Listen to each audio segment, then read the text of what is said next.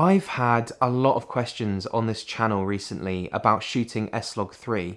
Shooting log basically gives you a wider dynamic range in your image. A wide dynamic range basically is more details in your shadows and highlights. That's very brief, there's a lot more to it than that. This video is going to be all about S-Log3, from how to expose it correctly, how to reduce noise in your image, and how to color grade it. Honestly, it's a lot easier than you think, don't be scared. So let's start with how to expose S-Log3 correctly.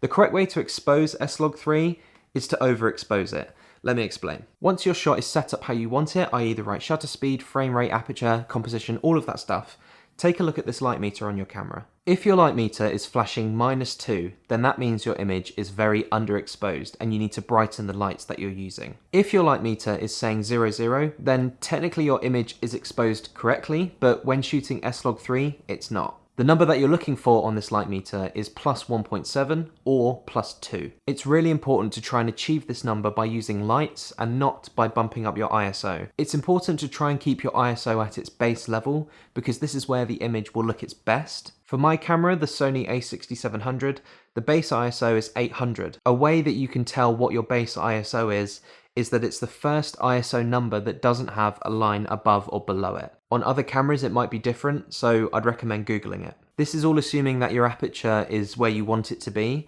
This aperture is f1.4 and it gives me a really nice shallow depth of field, and aperture f1.4 helps bring in a lot of light, which means I don't need to touch my ISO. If your light meter is flashing +2, then that means that your image is overexposed and you need to make it darker. If you can't darken your image with your lights, what I mean by that is if you don't have dimmable lights or if you're using the sun as your light source, then that is when an ND filter comes into play. If you're not sure what this is, it essentially acts like sunglasses for your camera. There are hundreds of videos on YouTube going into detail about what ND filters are. You can also see what your exposure is like using the histogram on your camera screen, but this can be a little bit overwhelming when you're just starting off with log, so maybe come back to this when you feel a little bit more confident. Let's quickly talk about noise in your S-Log3 image. So just by looking at this S-Log3 footage raw, you might be able to tell that it's quite noisy, but don't worry, that's normal. Once you apply a Rec. 709 LUT to your image, oh, there goes all that noise, and your image is perfectly exposed. You can download a Rec. 709 LUT for free on the Sony website, link in the description.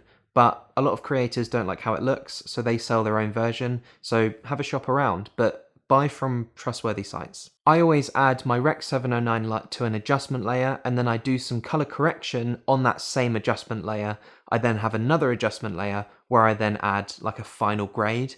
A lot of creators actually have 3 layers, one for the Rec. 709 LUT, one for corrections, and one for the final grade, but there are no rules, you can do whatever works for you. Doing it in different layers just allows you to see what you're adding gradually, and it's also just a really good way of keeping things organized. I hope that was enough information to get you started shooting S-Log3. I have made a cinematic settings video for the Sony a6700, so if you do own this camera and you're not really sure where to start, then definitely click this card. If you did find this video useful, then click the subscribe button, and let me know in the comments what you'd like to see more of on this channel. I hope you found this video useful, I hope you found it enjoyable. Have a great rest of your day or evening, and I'll see you in the next video.